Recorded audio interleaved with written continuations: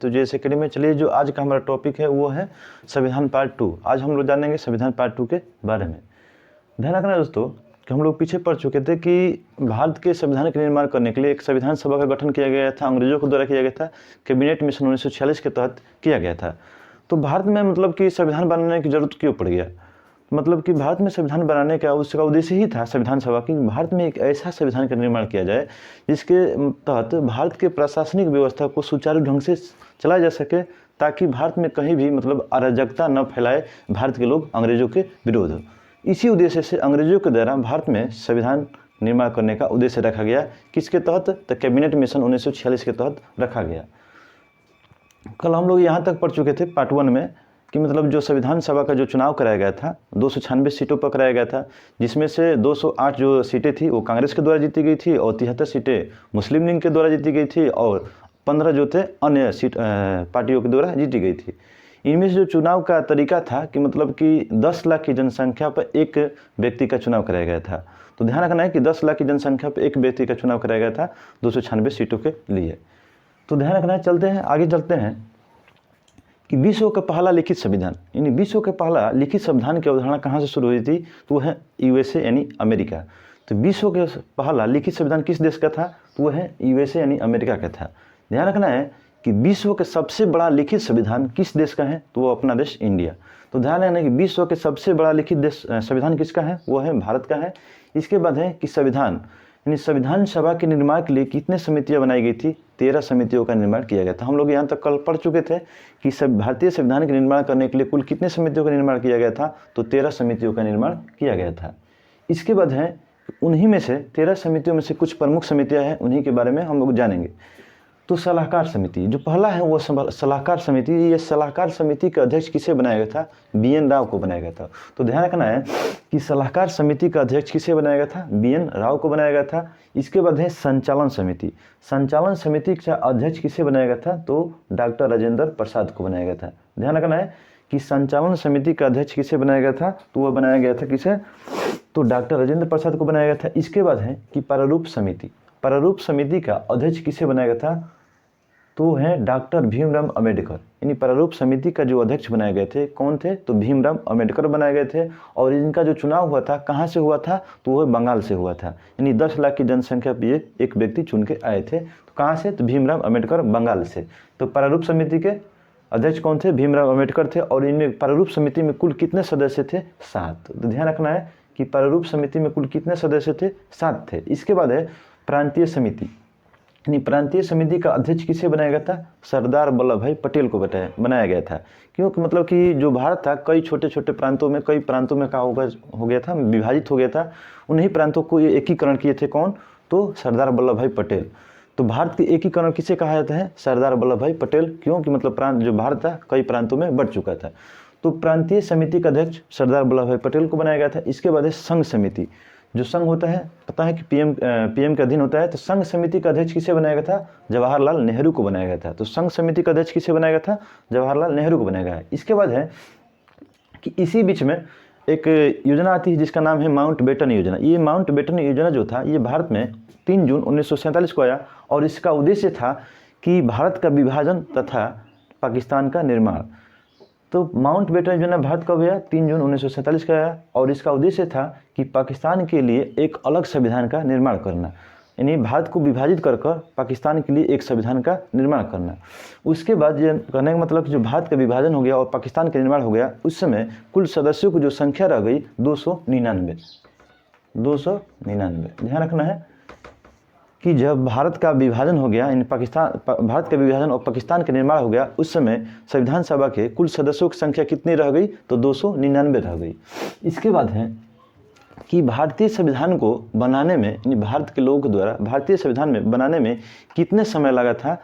तो वो लगा था 2 वर्ष 11 माह 18 दिन का समय लगा था। इन्होंने बोले थे कि मतलब कि अंग्रेज द्वारा बोला कि आप अपने संविधान का निर्माण करिए। इसी के तहत कि मतलब कि जब तक भारत का संविधान नहीं बन जाता है तब तक यहाँ तक एक मतलब अंतरिम सरकार के द्वारा भारत की प्रशासनिक व्यवस्था को चलाया जाएगा। तो ध्यान रखना है कि संविधान बनाने में जो समय लगा था भारतीयों के द्वारा वो 2 वर्ष 11 माह 18 दिन का समय लगा था।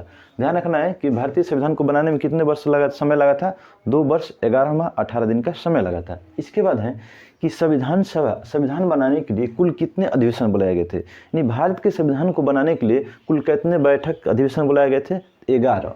तो ध्यान रखना है 11 कुल अधिवेशन बुलाए गए थे। इसके बाद है कि संविधान के प्रारूप पर, नहीं संविधान के प्रारूप का मतलब हुआ कि भारत की संविधान जो होना चाहिए कैसा होना चाहिए, उसका क्या रूप होना चाहिए, कैसा आकार चुना होना चाहिए, इसी पर संविधान के प्रारूप पर कुल कितने दिन का बहस चला था, तो उससे चला था 114 दिन। ध्यान रखना है कि संविधान के प्रारूप पर कुल कितने दिन बहस चला था, 114 दिन चला था। इसके बाद है कि भारतीय संविधान को अंगीकार कब किया गया, यानी स्वीकार कब किया गया या अंगीकृत कब किया गया, तो 26 नवंबर 1949 को।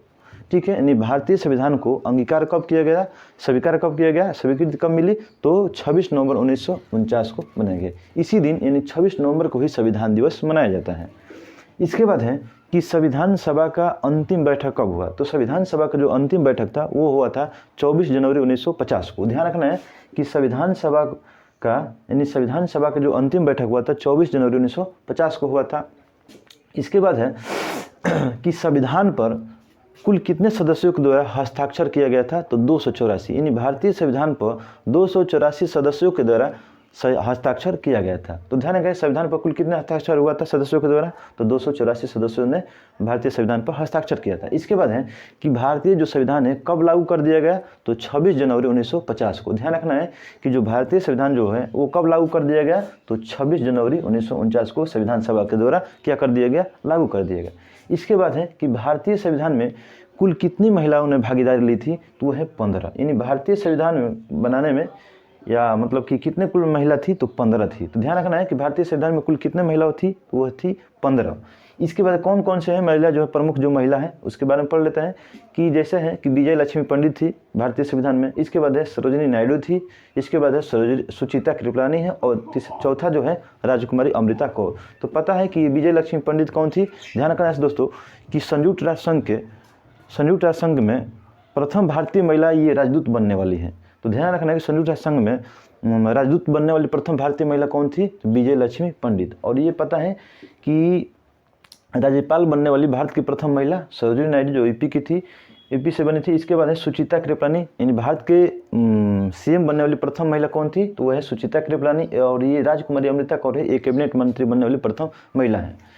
तो ध्यान रखना इन सब बातों को कि भारतीय संविधान में कुल कितने महिला भागीदारी ली थी, तो वह है 15। इसके बाद है कि एक राजनीतिज्ञ थे जिनका नाम था ग्रेनविल ऑस्टिन, जिनका नाम था क्या था, ग्रेनविल ऑस्टिन। इन्होंने बताया था भारतीय संविधान के बारे में बोला था कि संविधान सभा जो थी कांग्रेस थी, संविधान सभा कांग्रेस थी और कांग्रेस जो था वो भारत था। ये किसने बताया था, ग्रेनविल ऑस्टिन के द्वारा कहा गया था कि संविधान सभा कांग्रेस थी और कांग्रेस भारत था। ये किसने बताया था, तो ग्रेनविल ऑस्टिन। ठीक है, ग्रेनविल ऑस्टिन हो गया।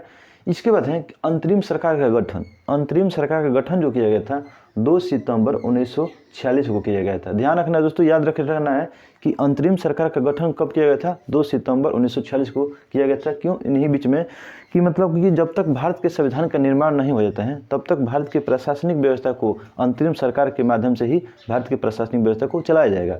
तो ध्यान रखना है कि अंतरिम सरकार का गठन कब किया गया था, 2 सितंबर 1946 को किया गया था। क्यों, क्योंकि मतलब कि भारत के प्रशासनिक व्यवस्था को इसी के माध्यम से चलाया जाएगा अंतरिम सरकार, जब तक कि भारत के संविधान का निर्माण नहीं हो जाता है। इसी उद्देश्य से अंग्रेजों के द्वारा बोला गया था कि आप लोग अपने संविधान को क्या करिए कि मतलब कि अंतरिम सरकार के तहत क्या करिए कि अपने प्रशासनिक व्यवस्था को चलाया गया, तब तक आपको मालूम हो जाएगी कि प्रशासनिक व्यवस्था कैसे चलाया जाता है। इसी उद्देश्य से अंतरिम सरकार का गठन हुआ 2 सितंबर 1946 को। इसके बाद है कि 5 अक्टूबर 1946 को, ध्यान रखना है कि अंतरिम सरकार का जब गठन हुआ था 2 सितंबर 1946 को, उसमें मुस्लिम लीगों ने भाग नहीं लिया था। लेकिन 5 अक्टूबर यानी कहने का मतलब कि पुनर्गठन अंतरिम सरकार का गठन किया गया था, उसमें 5 मुस्लिमों को शामिल किया गया था। तो ध्यान रखना है कि मुस्लिम लीग अंतरिम सरकार में कब शामिल हुए थे, तो 5 अक्टूबर 1946 को 5 मुस्लिमों को शामिल किया गया था अंतरिम सरकार में।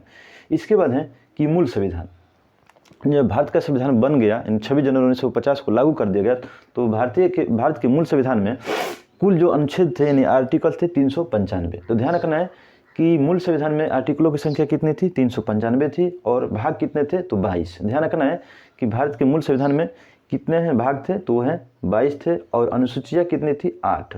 तो मूल संविधान में कुल कितने अनुसूचियाँ थी, 8 थी। मूल संविधान में कुल कितने अनुच्छेद थे, 395 थे, और मूल संविधान में कुल कितने भाग हैं, तो वो है 22। ठीक है, तो ध्यान रखना है वर्तमान में अनुसूचियों की जो संख्या है वो है 12। ध्यान रखना है कि मूल संविधान में 8 हैं, भाग कितने हैं, 22 है, और अनुच्छेद कितना है, 395। तो वर्तमान में अनुसूचियों की संख्या कितनी है, 12 है, 4 जोड़ दी गए हैं, और अनुच्छेद जो हो गए हैं अब मतलब वर्तमान में 400 प्लस अनुच्छेद हो गए हैं, और 22 जो भाग हैं वो ज्यों का त्यों ही हैं। तो ध्यान रखना है कि मूल संविधान में अनुच्छेदों की संख्या 395 थी, भाग कितने हैं, तो 22 हैं, और मूल संविधान में अनुसूचियों की संख्या कितनी, 8 थी, लेकिन वर्तमान में अनुसूचियों की संख्या कितनी है, 12 है। तो चलिए दोस्तों, हम लोग देख चुके कि भारतीय संविधान का निर्माण कैसे हुआ, कहाँ से हुआ, कैसे, मतलब इस सब बारे में सब देख चुके हैं। तो चलिए, हमें उम्मीद होगी कि ये वीडियो आपको काफ़ी अच्छी लगी होगी। ठीक है, क्लास को समाप्त किया जाता है। Thanks for watching.